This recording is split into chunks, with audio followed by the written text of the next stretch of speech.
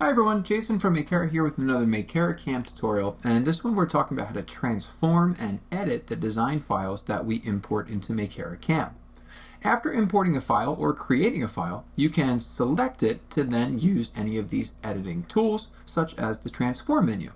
In transform, we have the ability to easily move shapes by either typing in specific coordinates that we'd like the object to go to, by dragging handles to move it in just a single direction, or by grabbing this blue box to manually move and reposition shapes.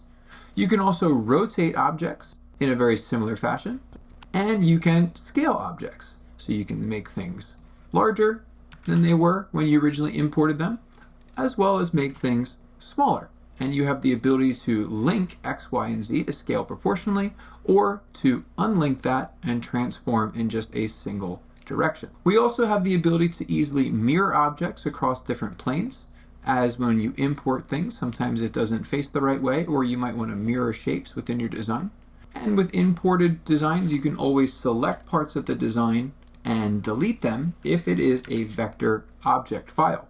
And as shown in other videos, you can create shapes like creating simple circles. You can also use the center to center feature to align your shapes across your different design files.